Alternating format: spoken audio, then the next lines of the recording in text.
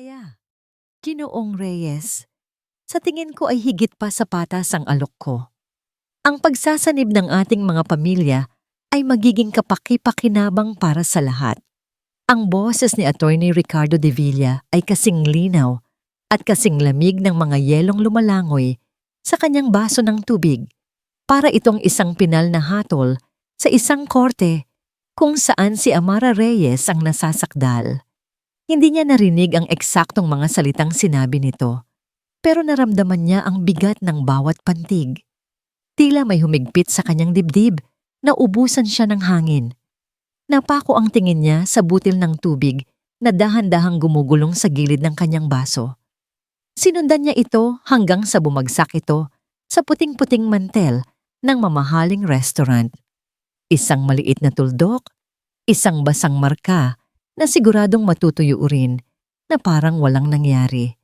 Sana ganun din siya kadaling maglaho. Ang suot niyang bestida ay hiram niya sa kanyang ate Eliza. Medyo masikip sa dibdib at bahagyang maikli para sa kanya. Bawat galaw niya ay may kasamang pag-iingat, takot na baka masira niya ang isang bagay na hindi kanya. Katulad ng gabing ito, katulad ng buhay na ito, wala sa mga ito ang para sa kanya. Napakabuti ninyo, Attorney de Villa, narinig niyang sabi ng kanyang ina, si Aling Mercy. Ang boses nito ay matamis, puno ng paghanga. Talagang mapalad ang sinumang babaeng mapapangasawa ninyo. Ngumiti si Ricardo, isang ngiting hindi umabot sa kanyang mga mata. Lumingon ito sa kanya at sa isang saglit, pakiramdam ni Ara ay isa siyang mamahaling gamit sa isang subasta na sinusuri kung karapat-dapat ba sa presyo. Si Amara ay isang mabuting bata. Segunda naman ng kanyang ama, si Mang Domeng, na pilit tinatago ang panginginig ng boses. Tahimik lang talaga. Gusto ko yan. Isang babaeng marunong sa kanyang lugar, sabi ni Ricardo, at muling ibinalik ang tingin sa kanyang ama na para bang si Ara ay wala lang doon. Tahimik, bobo, walang mararating. Ilan lang iyan sa mga salitang palagi niyang naririnig mula sa kanyang pamilya. Palaging ikinukumpara sa kanyang ate Eliza, ang matalino, ang maganda, ang paborito. Si Eliza, na ngayon ay nakaupo sa tabi ng kanilang ina, nakangiti na parang isang prinsesa, perpekto sa kanyang sariling damit. Tumikhim si Ricardo at sa wakas ay muling tumingin sa kanya. Ikaw, Amara, ano ang masasabi mo? Lahat ng mga mata ay napunta sa kanya. Ang kutsara at tinidor sa kanyang kamay ay biglang bumigat. Naramdaman niya ang pag-init ng kanyang mga pisngi. Okay lang po. Iyon lang ang naisagot niya, halos pabulong. Isang mahinang tawa ang kumawala kay Ricardo. Mabuti, dahil ayoko sa mga babaeng komplikado. Ang biyahe pa uwi ay binalot ng katahimikan, ngunit hindi ito isang payapang katahimikan. Ito ay isang katahimikang mabigat, puno ng mga salitang hindi masabi. Si Aling Mercy lang ang bumasag nito. Nakita niyo ba ang relos niya? Siguradong libo-libo ang halaga nun. Bulalas ng kanyang ina.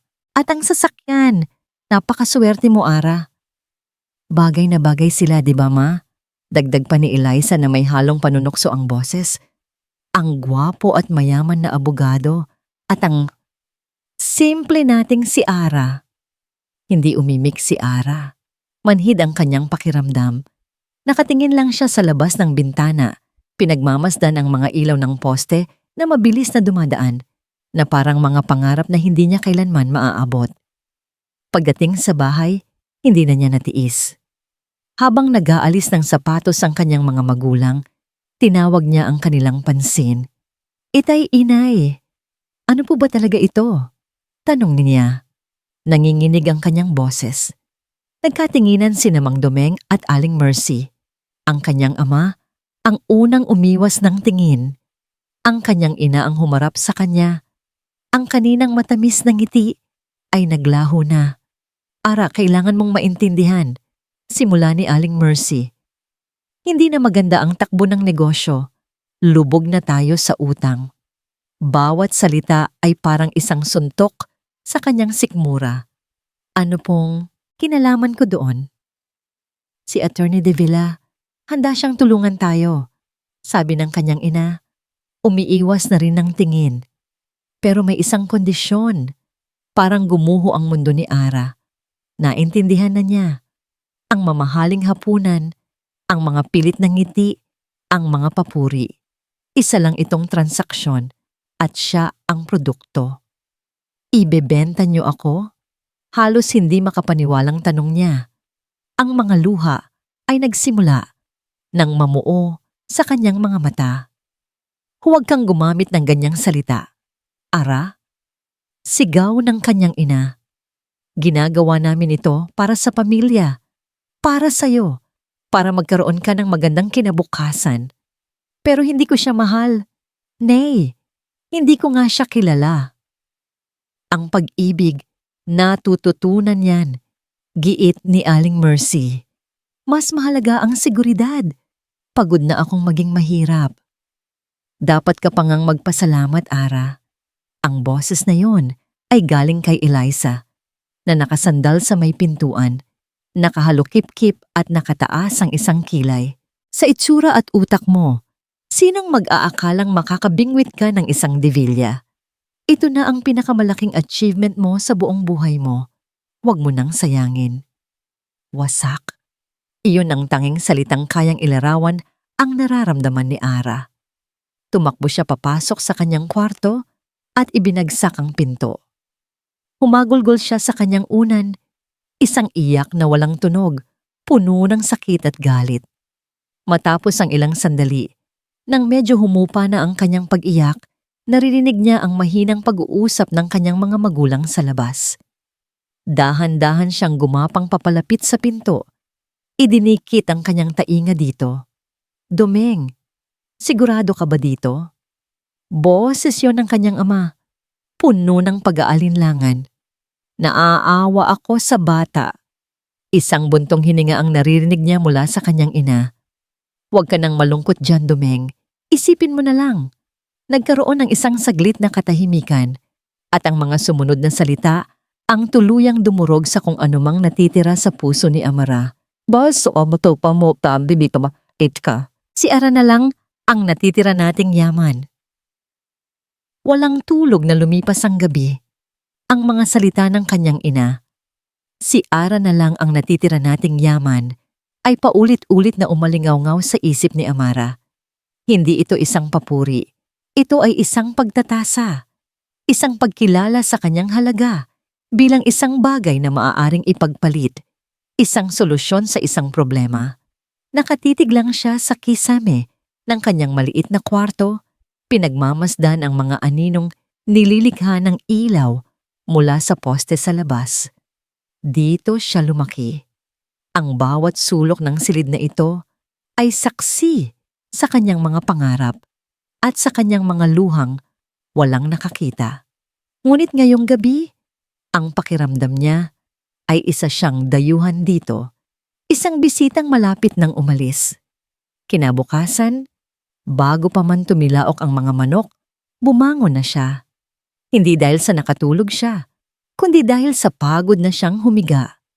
May isang kakaibang kapayapaan sa kanyang puso, ang kapayapaan ng isang taong wala nang maaaring mawala pa. Huminga siya ng malalim. Dahan-dahan niyang hinubad ang bestidang hiram kay Eliza. Maingat niya itong tiniklop na parang isinasara ang isang kabanata ng kanyang buhay. Nagsuot siya ng kanyang sariling damit. Isang lumang t-shirt at kupas na maong. Simple pero kanya. Lumabas siya ng kwarto. Naabutan niya ang kanyang pamilya sa kusina. Naghahanda para sa almusal. Ang kanyang ina ay nagluluto ng sinangag. Ang kanyang ama ay nagtitimpla ng kape. At si Eliza ay nagbabasa ng cellphone sa lamesa. Isang perpektong larawan ng isang masayang pamilya. Isang kasinungalingan. Walang nagsalita nang ilapag ni Ara ang nakatiklop na bestida sa ibabaw ng lamesa. Sa tabi mismo ni Eliza. Tumingin si Eliza mula sa kanyang cellphone, tinaasan siya ng kilay. Ano yan? Salamat sa pagpapahiram. Mahinang sabi ni Ara. Tumingin siya sa kanyang mga magulang. Ang kanyang puso ay kumakabog ng malakas, ngunit ang kanyang boses ay hindi nanginig nang magsalita siya. Hindi po ako magpapakasal sa kanya. Natigil sa paghahalo ng sinangag si Aling Mercy. Ang tunog ng sandok na tumatama sa kawali ay biglang nawala. Ang katahimikan ay nakakabingi. Dahan-dahan itong lumingon. Ang kaninang abalang mukha ay napalitan ng hindi makapaniwalang ekspresyon na mabilis na naging isang maskara ng purong galit. Anong sinabi mo? Tanong niya. Ang bawat salita ay mababa at puno ng panganib. Inulit ni Ara. Mas malakas ngayon, mas buo. Ang sabi ko po, hindi ako magpapakasal kay Attorney De Villa. Plak! Ang tunog ng sandok na ibinagsak sa mesa ay umaling-awngaw sa buong kusina. Walang hiya ka, sigaw ni Aling Mercy. Nanginginig ang buong katawan. Matapos ang lahat ng sakripisyo namin para sa'yo, ganito lang ang isusukli mo? Hindi po ito utang na loob. Nay, buhay ko po ito. Mahinahong sagot ni Ara, kahit pa ang loob niya ay parang pinipiga. Buhay mo? Humalakhak ang kanyang ina. Isang tawang walang kagalakan. Anong alam mo sa buhay? Isa ka lang palamuti dito sa bahay, Ara. Walang ambisyon, walang pangarap. Ito na ang pagkakataon mong maging kapaki-pakinabang at itatapon mo lang? Dahil sa ano? Pag-ibig? Huwag mo akong patawanin. Bumaling si Ara sa kanyang ama, ang kanyang huling pag-asa. Itay, napabuntong hininga si Mang Domeng. Ibinaba niya ang kanyang tasa ng kape. Nagbukas ang kanyang bibig na parang may gustong sabihin, ngunit nang magtama ang tingin nila ng kanyang asawa, muli itong nagsara. Yumuko na lang siya at tinitigan ng kape sa kanyang tasa na para bang iyon ang pinakaimportanteng bagay sa buong mundo. Sa katahimikan ng kanyang ama, naramdaman ni Ara ang huling pagbasag ng kanyang puso. Mas masakit pa ito sa lahat ng sigaw ng kanyang ina. Ang pananahimik ay isang pag-ayon, isang pagtalikod. Naiintindihan ko na po, sabi niya. Ang boses ay halos wala ng emosyon. Tumalikod siya para bumalik sa kanyang kwarto, ngunit humarang sa kanyang daraanan si Eliza. May ngisi sa mga labi nito, isang ngiting puno ng tagumpay. At saan ka naman pupunta? Lalayas ka? Mapanguyam na tanong nito. Akala mo ba kaya mong mabuhay mag-isa? Dumukot si Eliza sa kanyang pitaka at kumuha ng ilang lukot na pera. Hindi niya ito iniabot. Ibinato niya ito sa sahig, sa paanan mismo ni Ara. O eto, sabi niya, puno ng paghamak ang boses. Pamasahe mo, umalis ka na. Tingnan natin kung hanggang saan ka dadalhin ng mga prinsipyo mo. Baka isang linggo lang, bumalik ka rito na gumagapang at nagmamakaawa. Hindi pinulot ni Ara ang pera. Tinitigan niya lang ito, ang halaga ng kanyang pagkatao sa paningin ng kanyang kapatid. Tumingin siya kay Eliza, sa kanyang inang galit na galit at sa kanyang amang nanatiling nakayuko. Wala nang salitang kailangang sabihin. Tumalikod siya at naglakad ng diretso. Pumasok siya sa kanyang kwarto, kinuha ang isang lumang backpack at mabilis na isinilid ang iilang damit. Ang kanyang luma at mabagal na laptop at isang maliit na kwaderno. Iyon lang. Naglakad siya palabas ng kwarto, dumaan sa gitna ng kanyang pamilya na para bang isa siyang multo at tinungo ang pinto. Walang pumigil sa kanya. Walang tumawag sa kanyang pangalan. Narinig niya ang mahinang pag-click ng seradura nang isara niya ang pinto sa likuran niya. Ilang minuto ang lumipas, nakaupo na si Ara sa loob ng isang bus na papalayo. Ang pamilyar na mga kalye ng kanilang lugar ay unti-unting nagiging malabong tanawin sa bintana. Pilit niyang hinanap ang kanilang bahay, ngunit wala na. Nalampasan na niya ito, nawala na sa paningin. Isang butil ng luha ang pumatak mula sa kanyang mata at gumulong sa kanyang pisngi. Hindi niya ito pinunasan. Sa halip, mas hinigpitan niya ang hawak sa strap ng kanyang backpack. Ito na lang ang pag-aari niya sa mundo. At sa kanyang isip, isang pangako ang kanyang binitawan. Isang pangakong bubuo sa kanyang buong pagkatao mula sa sandaling iyon. Hindi na ako babalik. Ang Maynila ay isang halimaw na walang awa sa mga bago at nag-iisa. Nalaman ito ni Amara sa pinakamahirap na paraan. Ang kaunting perang dala niya ay mabilis na naubos sa paunang bayad para sa isang maliit na kwarto sa isang boarding house. Ang kwarto ay kasinlaki lang ng aparador, amoy luma, at ang tanging bintana ay nakaharap sa isang pader na ladrilyo. Ngunit ito ay kanya. Ito ang kanyang kanlungan. Ang mga sumunod na araw ay isang nakakapagod na pag-ikot-ikot ng paghahanap ng trabaho. Pabalik-balik siya sa ilalim ng init ng araw, dala-dala ang isang folder na puno ng kanyang resume na walang laman. Wala kang experience. Hindi ka qualified para dito. Tatawagan ka na lang namin. Ilang beses niyang narinig ang mga salitang iyon hanggang sa halos makabisado na niya. Bawat pagtanggi ay isang maliit na patak ng asido sa kanyang kumpiyansa na unti-unting tumutunaw sa kung anumang natitira pa rito. Sa wakas, pagkatapos ng halos isang linggo, may tumanggap sa kanya. Isang call center company na naghahanap ng mga agent para sa night shift. Ang sahod ay hindi kalakihan, ngunit sapat na para sa upa at pagkain. Hindi na siya nagdalawang isip. Ang trabaho ay isang impyerno sa ibang paraan.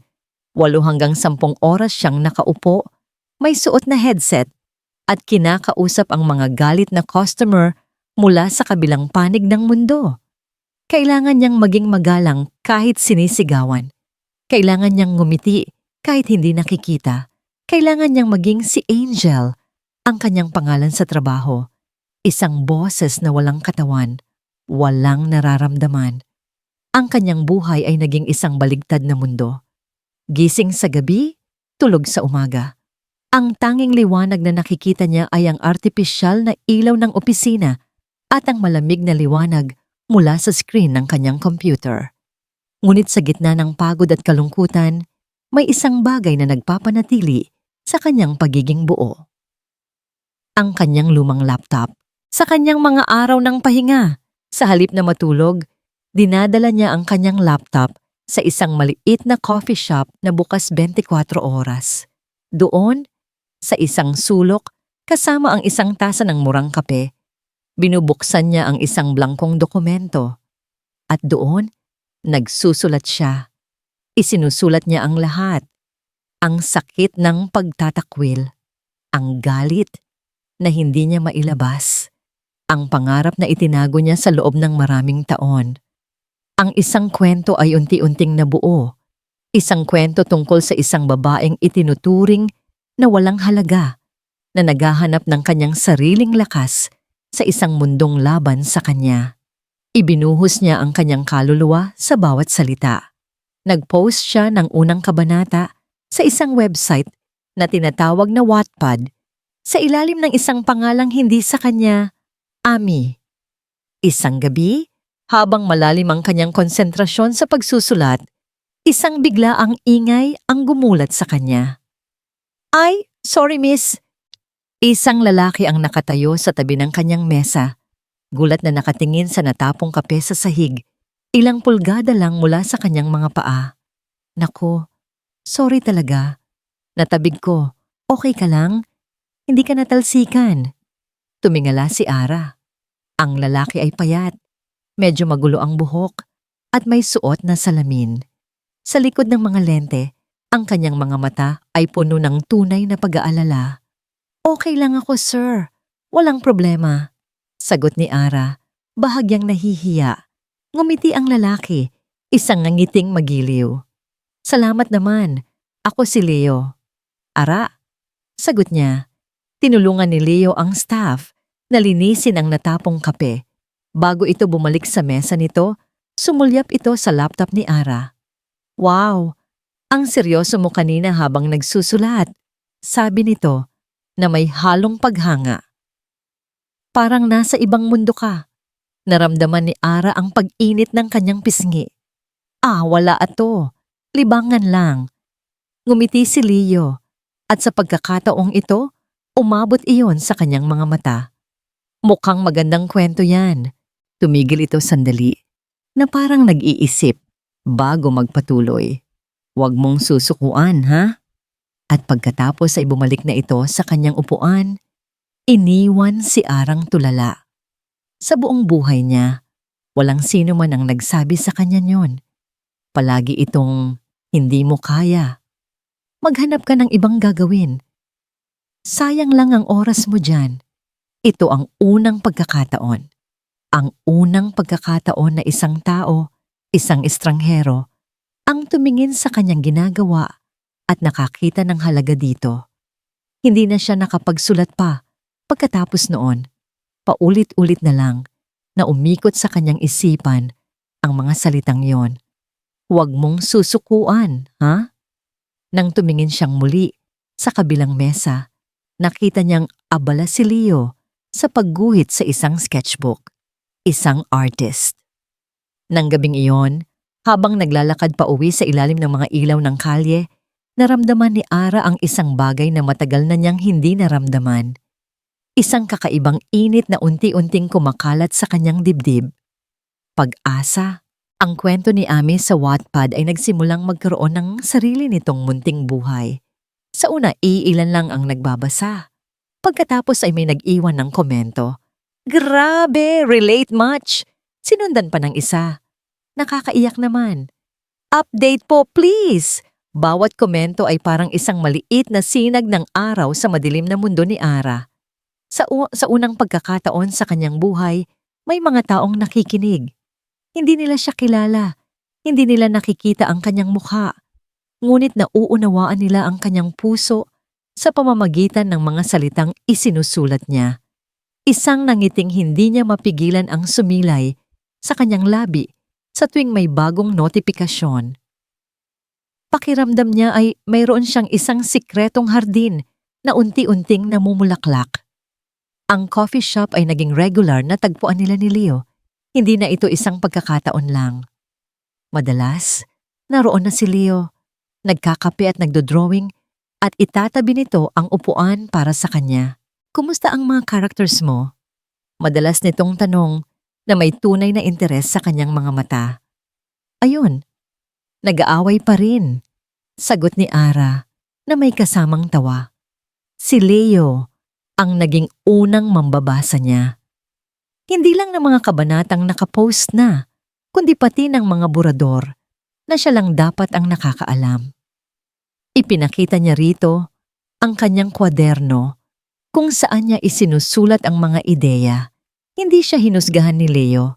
Sa halip, nakita nito ang ganda sa gulo ng kanyang mga iniisip.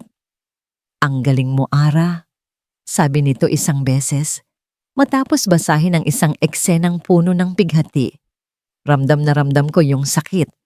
Para akong naroon. Ikinuwento ni Leo ang kanyang pangarap na maging isang kilalang pintor.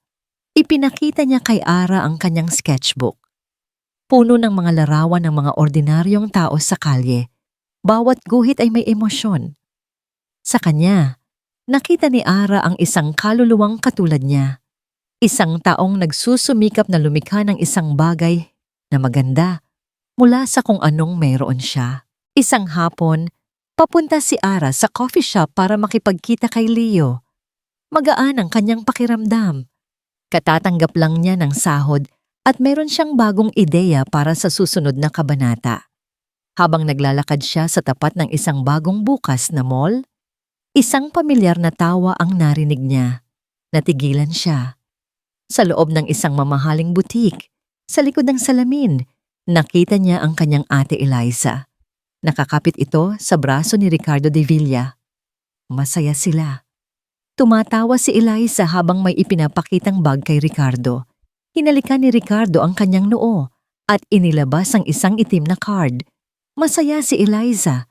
Masayang masaya sa buhay na dapat sana ay sa kanya. Naramdaman ni Ara ang pamilyar na kirot. Ang bigat sa kanyang dibdib. Lahat ng pag-asang kanyang naramdaman kanina ay biglang naglaho na parang isang kandilang hinipan ng malakas na hangin. Nagpatuloy siya sa paglalakad, ngunit mas mabagal na ngayon, mas mabigat ang bawat hakbang. Pagdating niya sa coffee shop, naroon na si Leo. Ngumiti ito nang makita siya, ngunit agad ding nawala ang nangiti nang mapansin ang kanyang mukha. "Hey!" Salubong nito. "Okay ka lang? Parang nakakita ka ng multo." Umupo si Ara at pilit nang ngumiti. "Pagod lang siguro sa trabaho." Hindi ito naniwala. Tinitigan siya ni Leo, ang kanyang mga mata ay malumanay.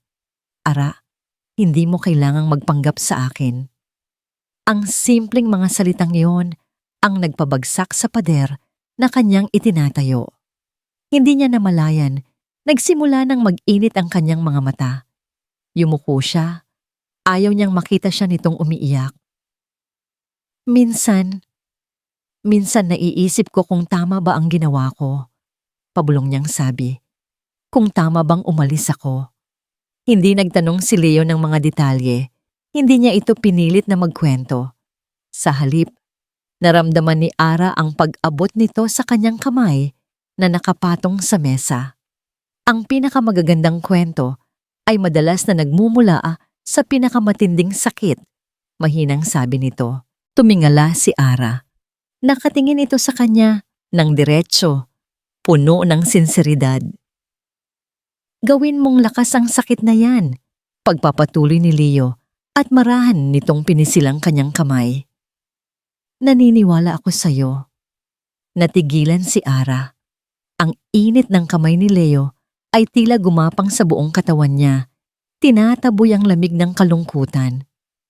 "Naniniwala ako sa'yo."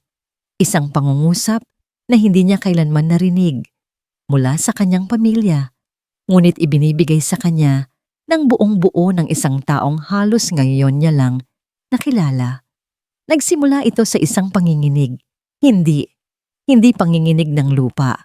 Panginginig ng kanyang lumang cellphone na nakapatong sa mesa. Isang notifikasyon. Pagkatapos ay isa pa. At isa pa. Sunod-sunod. Walang tigil. Para itong isang aligagang bubuyog na hindi mapakali sa loob ng kanyang maliit na kwarto. Inabot ni Ara ang cellphone. Inaantok pa. Kagagaling lang niya sa kanyang night shift at ang tanging nasa isip niya ay ang matulog. Ngunit nang makita niya ang kanyang screen, napabalikwas siya ng bangon. Ang kanyang Wattpad app ay tila sumasabog. Ang bilang ng mga nagbabasa ng kwento niyang habulan ng mga pangarap ay tumalon mula sa 100 papuntang 1,000. Ngayon, 10,000. Daan-daang komento ang bumuhos sa loob lang ng ilang oras. "OMG! Nakita ko to sa Twitter. Ganda! Sino ka, Ami? Ang galing mo. Bakit ngayon ko lang to nabasa?" Chapter 1 pa lang, umiiyak na ako. This is so real. Nanginginig ang mga kamay ni Ara habang nag-i-scroll siya. Hindi siya makapaniwala. Ang kanyang munting sikretong hardin ay bigla na lang natuklasan ng buong mundo. May isang sikat na book blogger pala na nag-post tungkol sa kwento niya. At mula roon, kumalat na ito na parang apoy, pagod, takot, saya. Ang lahat ng emosyon ay naghalo-halo sa kanyang dibdib. Kinagabihan, bago pumasok sa trabaho, dumaan muna siya sa coffee shop. Halos hindi niya masabi kay Leo ang nangyari dahil sa sobrang kaba. Ipinakita na lang niya ang kanyang cellphone.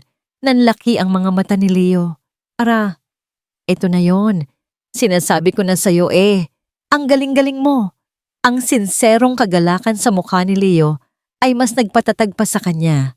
Ngunit sa likod ng lahat ng ito, may isang bahagi sa kanya na naghihintay kung kailan matatapos ang lahat, para itong isang magandang panaginip na ayaw niyang magisingan. Lumipas ang ilang araw. Patuloy na dumami ang mga mambabasa.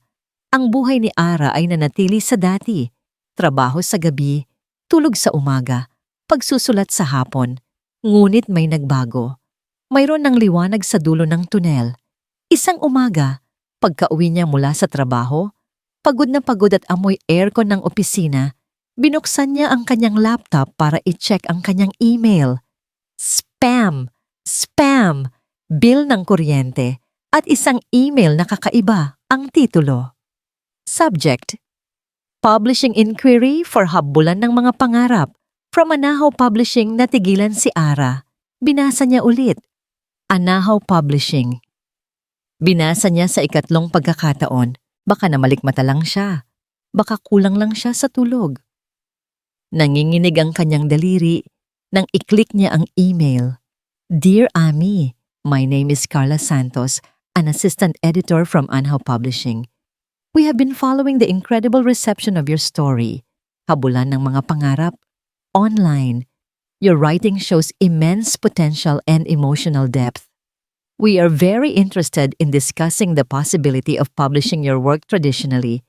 Hindi na niya tinapos ang pagbabasa, napasandal siya sa kanyang upuan. Ang kanyang puso ay dumadagundong sa kanyang dibdib na parang isang tambol na wala sa tiyempo. Scam? Ito ay isang scam. Imposible. Mabilis niyang hinanap sa Google ang Anahaw Publishing. Lumabas ang isang professional na website. Isa sa 3 pinakamalaking publishing house sa buong Pilipinas. Ang mga libro sa bintana ng National Bookstore, karamihan ay galing sa kanila. Imposible.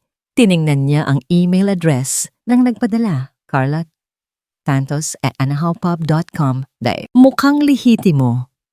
Dahan-dahan, unti-unti, na parang pagbubukang liwayway, ang katotohanan ay nagsimulang pumasok sa kanyang isipan. Totoo ito. Isang hikbi ang kumawala sa kanyang lalamunan na sinundan ng isang tawa at pagkatapos ay mga luha. Umiyak siya at tumawa ng sabay. Ang lahat ng sakit, pagod at pighati ng mga nakaraang buwan ay tila naghugas sa kanya sa isang alon ng purong kagalakan. Nang mahimasmasan siya, isang pangalan lang ang pumasok sa kanyang isip. Nanginginig pa rin ang mga kamay, kinuha niya ang kanyang cellphone at tinawagan si Leo. Hello? Sagot ng inaantok na boses sa kabilang linya. Leo! Sigaw ni Ara. Hindi na napigilan ang kanyang sarili. Ara, anong nangyari? 6:00 pa lang ng umaga. Okay ka lang? May email, Leo, sabi ni Ara habang tumutulo ang luha sa kanyang mga pisngi. May email ako. Mula kanino? Huminga ng malalim si Ara. Mula sa Anahaw Publishing. Gusto nilang i-publish ang libro ko. Isang saglit na katahimikan sa kabilang linya. Pagkatapos, isang sigaw ng kagalakan na halos ikasira ng eardrum ni Ara. Woohoo! Yes, Ara! Galing mo! Galing-galing mo! Narinig niya ang kalabog sa kabilang linya na parang tumalon-talon si Leo sa kama. Napahagulgol na lang si Ara habang nakikinig sa sigaw ng tagumpay ni Leo para sa kanya. Sa wakas, may kasama siyang magdiwang. Makalipas ang 1 linggo ng pag-uusap sa email, pumirma si Ara ng kontrata. Dahil sa kagustuhan niyang manatiling anonymous bilang Ami, lahat ay ginawa online. Nagkaroon sila ng isang video call para sa mga huling detalye. Ang nakausap niya ay si Carla, ang assistant editor. Pasensya na at hindi ka personal na makausap ni Ma'am Beatrice. Sabi ni Carla na nakangiti sa screen. Siya ang senior editor namin at sobrang busy niya talaga. Pero gusto niyang malaman mo na sobrang naniniwala siya sa proyektong ito.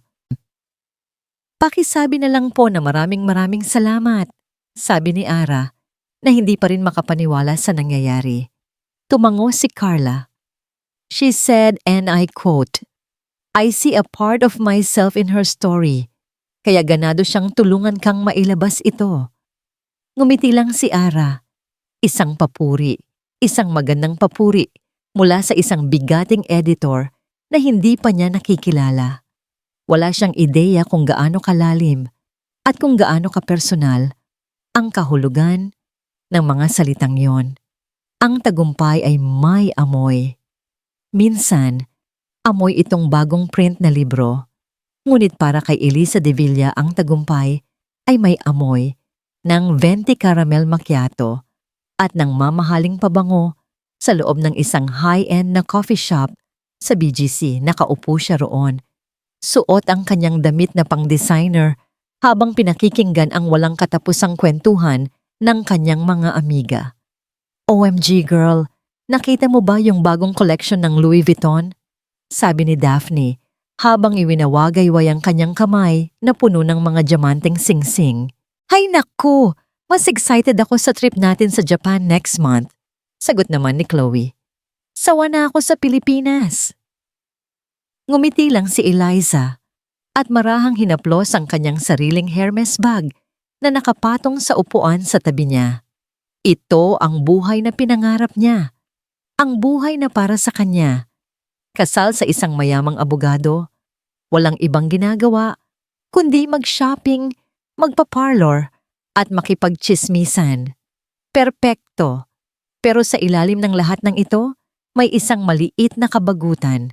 Isang pakiramdam ng pagkawalang saysay na hindi niya maintindihan. Ang kanyang asawa, si Ricardo, ay palaging abala. Mabait ito sa harap ng ibang tao, ngunit sa bahay, para lang siyang isang magandang palamuti. Anyway, have you guys read this new book? Biglang sabi ni Daphne na may kinang sa kanyang mga mata. Habulan ng mga pangarap. My God, it's so good. Iyak ako ng yak. Ay oo, yung sinulat ni Ami. Segunda ni Chloe. Sino kaya siya, no? Sobrang mysterious. Ayaw magpakita. Nainis si Eliza. Libro? Yun ang pinag-uusapan nila? Hindi ako mahilig magbasa. Sabi niya, na may halong pagmamataas. You should read this one, Eliza. Giit ni Daphne. It's about this poor girl na minaliit ng pamilya niya, tapos pinipilit siyang ipakasal sa isang mayaman at aroganteng abogado para lang sa pera. Biglang natigilan si Eliza. Parang may isang malamig na kamay ang humaplos sa kanyang batok. Pinipilit ipakasal sa isang mayaman at aroganteng abogado. Anong nangyari sa kwento? Tanong niya. Pilit tinatago ang biglaang kaba. Ayun, tumakas siya. Masayang kwento ni Chloe. Tapos naging successful writer siya. Galing, 'di ba? Super revenge story. Lalo na yung part na binalikan niya yung masama niyang kapatid. Nanlamig ang buong katawan ni Eliza. Imposible, hindi maaari. Matapos ang kanilang pagkikita, sa halip na umuwi, nagpahatid si Eliza sa pinakamalapit na bookstore. Hinanap niya ang libro. Nasa bestsellers rack ito. Ang cover ay simple lang. Isang babaeng tumatakbo, papalayo sa isang madilim na bahay. At sa ilalim, ang pangalan ng may akda. Ami. Bumili siya ng isang kopya. Nang gabing iyon, habang natutulog na si Ricardo, sa kabilang bahagi ng kanilang king-size na kama, hindi siya natulog. Binasa niya ang libro. Bawat pahina ay isang sampal sa kanyang mukha.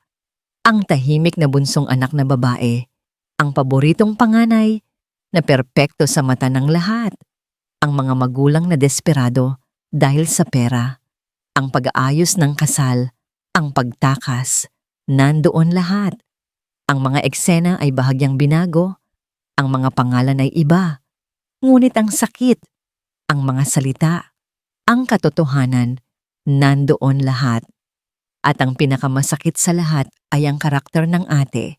Siya ay inilarawan bilang isang makasarili, mapangmata, at malupit na kapatid na nagagalak sa paghihirap ng bunso. Isang masamang kapatid. Nanginginig ang mga kamay ni Eliza nang isara niya ang libro. Ito ay isang deklarasyon ng giyera. Mabilis niyang kinuha ang kanyang phone at hinanap ang pangalang Ami. Walang lumalabas na mukha. Ngunit may isang online article. 5 bagay na hindi mo alam tungkol sa misteryosong si Ami. Binuksan niya ito. Number 3.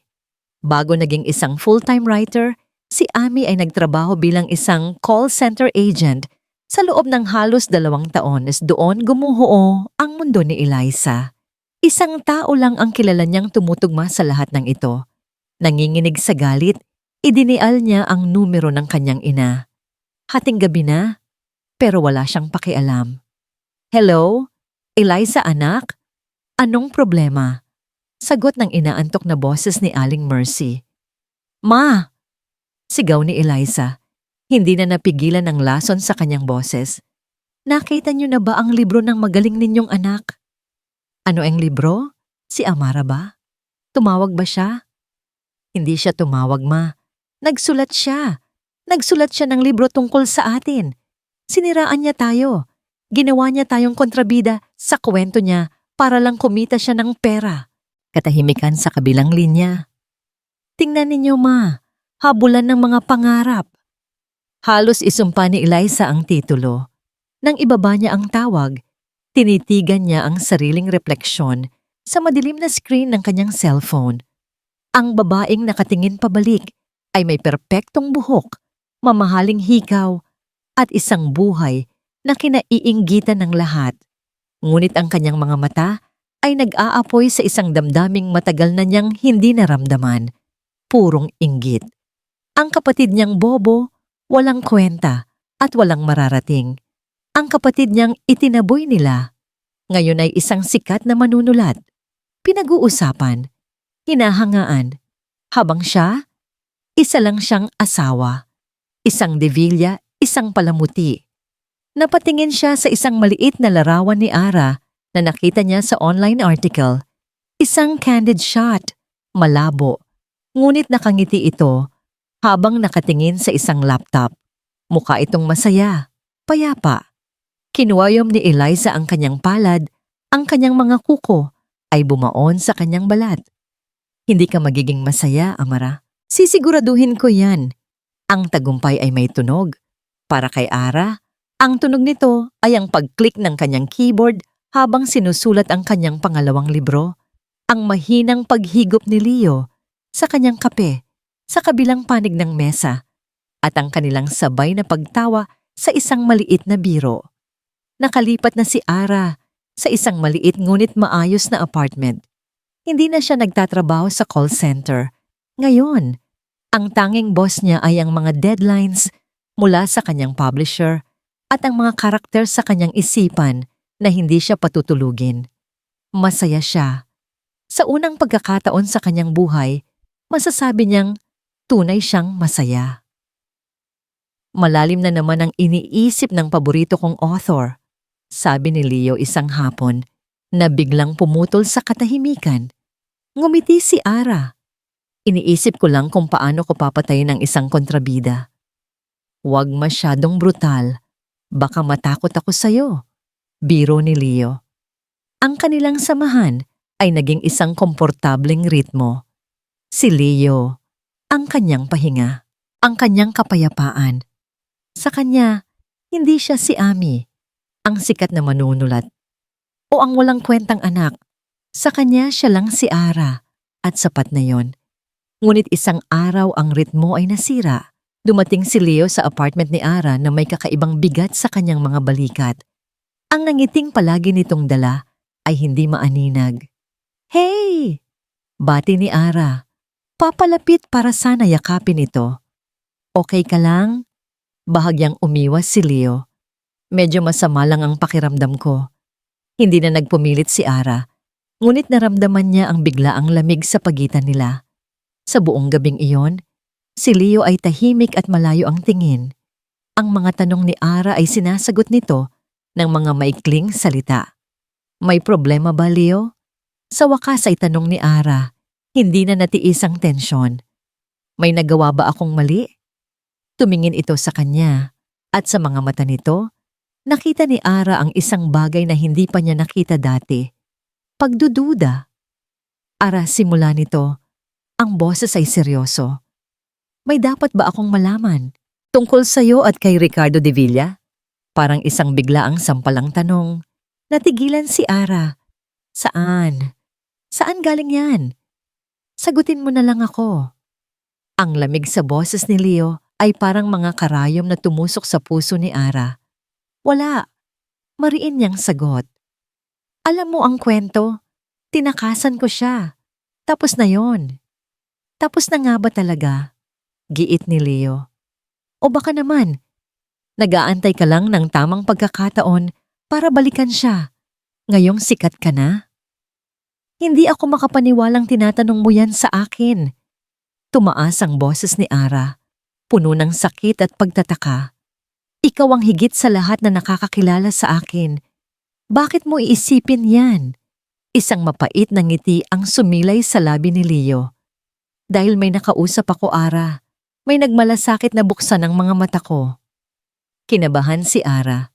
Sinong nakausap mo?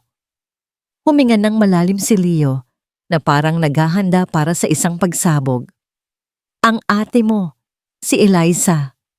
Gumuho ang mundo ni Ara. Si Eliza, syempre, sino pa ba? Ang anino na, akala niya ay naiwan na niya, ay nakahanap ng paraan para muli siyang habulin. At naniwala ka sa kanya? Halos pabulong na tanong ni Ara, hindi makapaniwala sa kanyang narinig. Hindi ko na alam, Ara. Sigaw ni Leo, ang kalmadong lalaki na kilala niya ay biglang nawala. Sinabi niya ang lahat, na ikaw ang nang-iwan sa pamilya niyo dahil sa ambisyon na ginagamit mo lang ako, na hanggang ngayon ay palihim pa rin kayong nagkikita ni Ricardo. Ano ang paniniwalaan ko? Ang paniniwalaan mo ay ako. Sigaw ni Ara pabalik. Ang mga luha ay sunod-sunod nang tumutuloy dahil ako ang nandito. Ako ang kasama mo, si Eliza. Sinisira niya ako noon at sinisira niya ako ngayon sa pamamagitan mo. Ngunit ang mga salita ni Ara ay parang tumama lang sa isang pader. Ang laso ni Eliza ay naikalat na. Ang pagdududa ay nakatanim na. Umiling si Leo. Ang mukha ay puno ng pagkalito at sakit. Kailangan ko munang mag-isip. Leo, wag. Pagmamakaawa ni Ara, ngunit tumalikod na ito. Naglakad ito papunta sa pinto. Bawat hakbang nito palayo ay parang isang suntok sa dibdib ni Ara. Hindi ko na alam kung ano ang paniniwalaan ko, sabi nito bago buksan ang pinto at tuluyang umalis.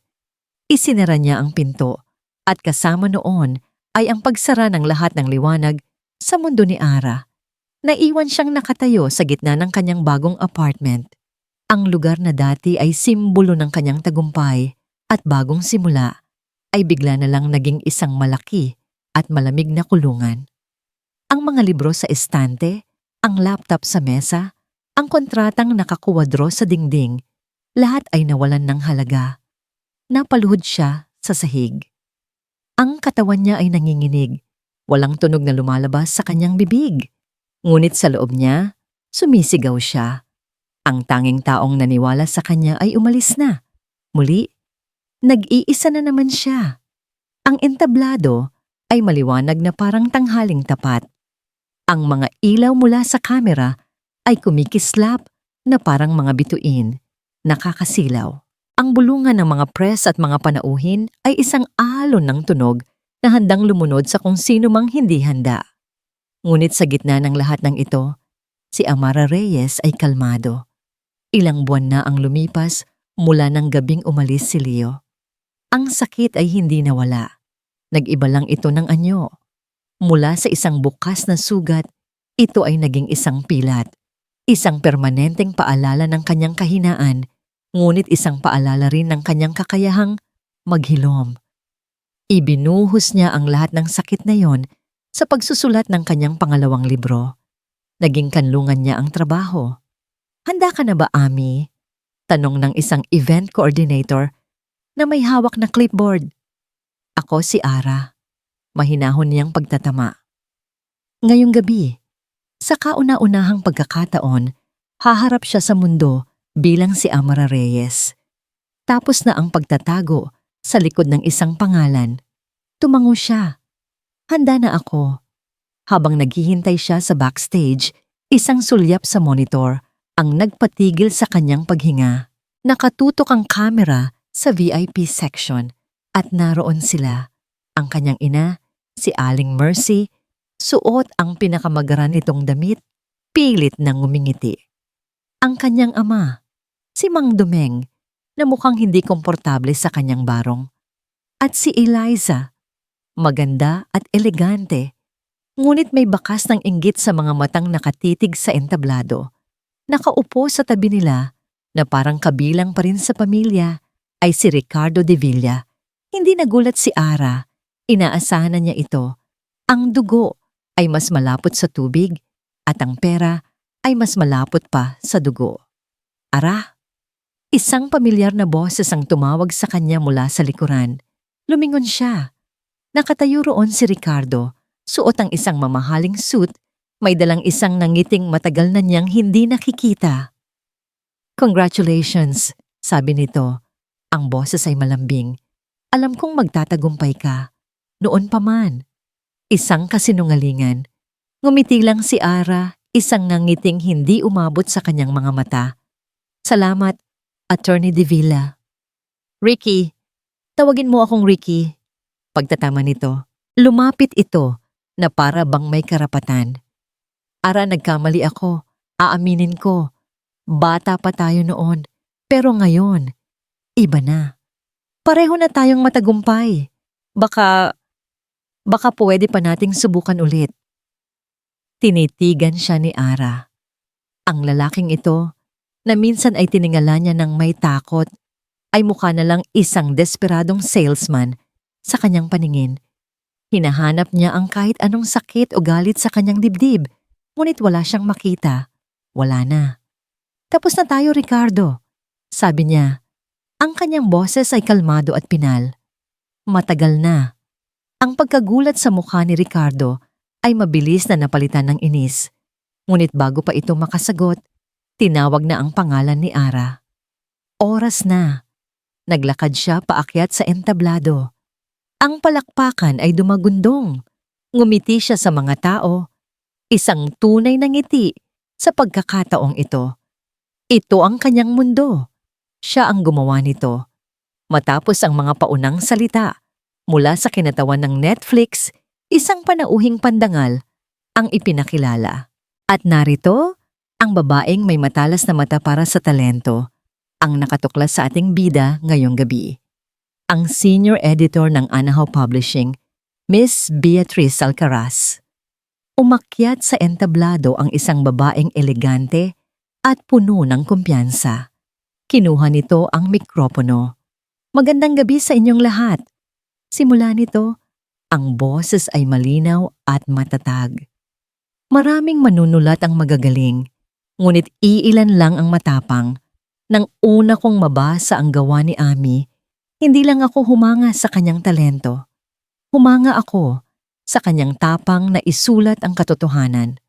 Tumingin si Beatrice sa audience at ang kanyang mga mata ay tila sinasadyang tumuon sa isang partikular na direksyon kung nasaan si Ricardo.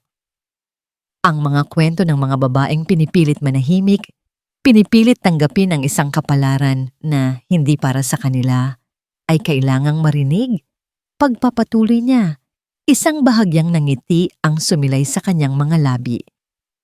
"Minsan na rin akong napunta sa isang katulad na sitwasyon, kaya salamat sa iyo, Ami, sa pagbibigay mo sa akin ng lakas ng loob na tulungan ang isa pang babae na isulat ang sarili niyang katapusan."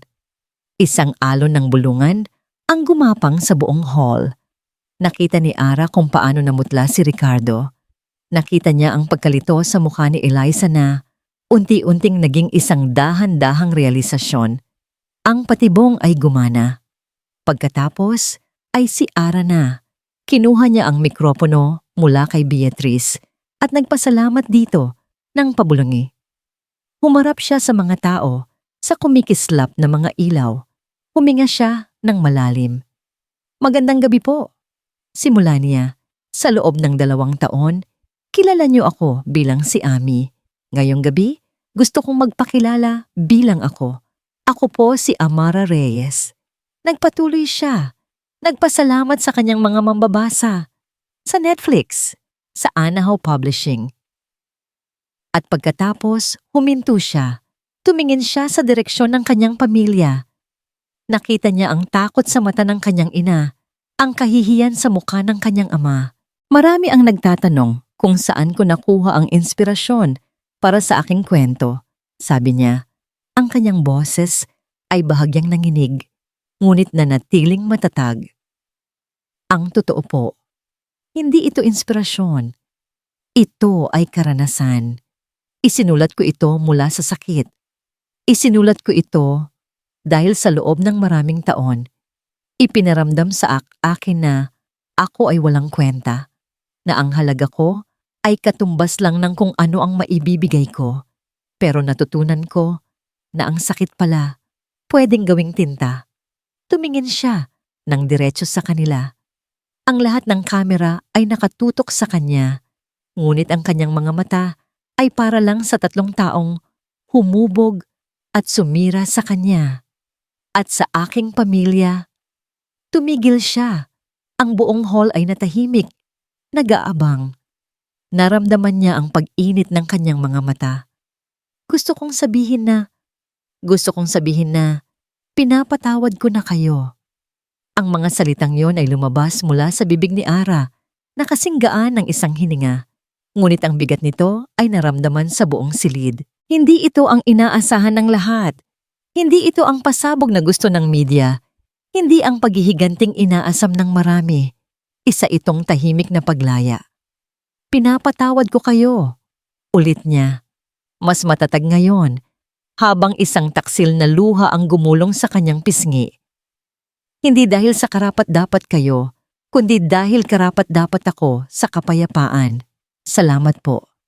Dahil sa inyo, sa sakit na ibinigay ninyo, natagpuan ko ang lakas na hindi ko alam na mayroon ako.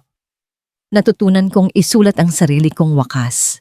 Ibinaba niya ang mikropono. Ang katahimikan ay sinundan ng isang dumadagundong na palakpakan.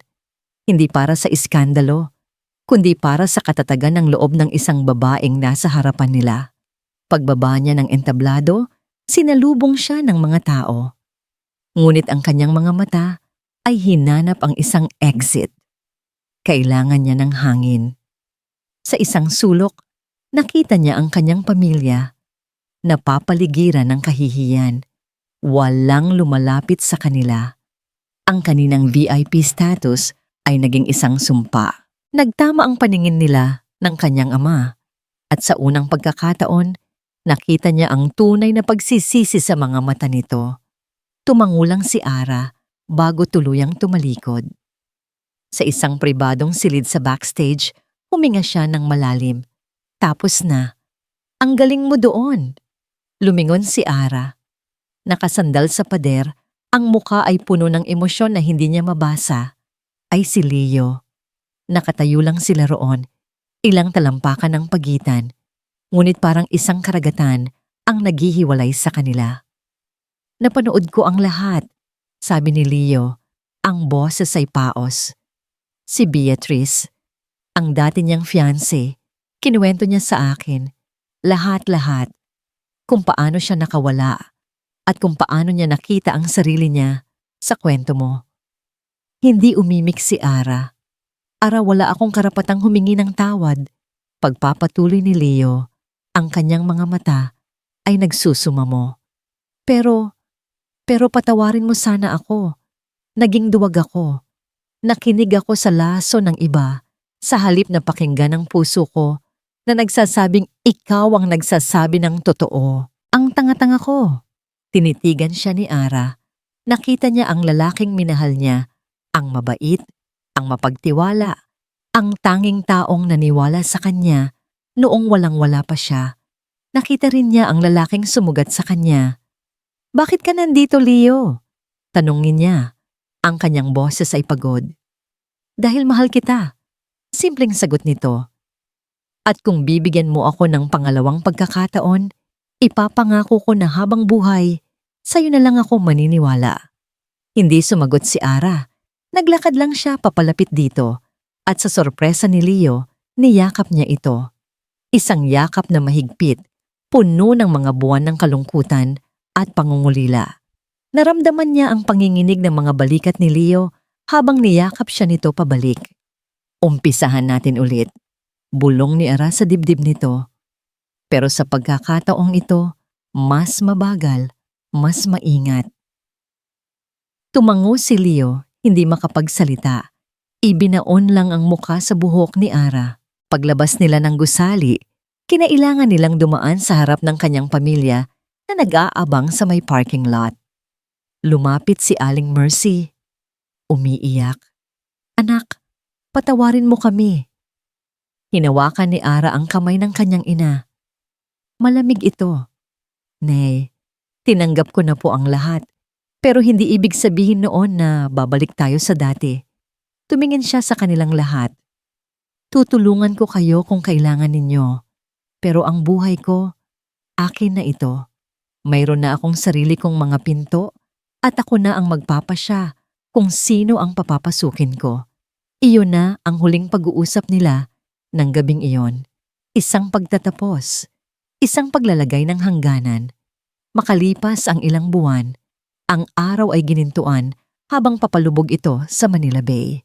Sa balkonahe ng kanyang apartment, nakaupo si Ara sa isang upuan. Ang kanyang laptop ay nakapatong sa kanyang mga hita.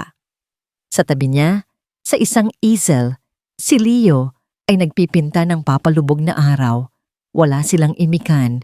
Hindi na nila kailangan. Ang kanilang katahimikan ay puno ng pag-unawa at pagmamahal. Tinipa ni Ara ang huling pangungusap ng kanyang bagong nobela. Isang kwento tungkol sa pagpapatawad at paghahanap ng kapayapaan. Ngumiti siya. Tapos na, sabi niya. Tumingin si Leo mula sa kanyang canvas. Ang mukha nito ay may mga bahid ng pintura, ngunit ang mga mata nito ay kumikinang para lang sa kanya. Ang ganda ng ngiti mo. Masaya lang ako, sagot niya. Tumayo si Leo, lumapit sa kanya at marahang hinalikan ang kanyang noo. Niyakap siya nito mula sa likuran. Magkasama nilang pinanood ang huling piraso ng araw na lumubog sa abot-tanaw. Ang dating babaeng walang pangalan, na ang halaga ay sinusukat ng iba, ay natagpuan na ang kanyang sarili. Hindi na niya kailangan habulin ang mga pangarap. Dahil ngayon, siya na mismo ang nagsusulat ng mga ito. At sa wakas, nakauwi na siya.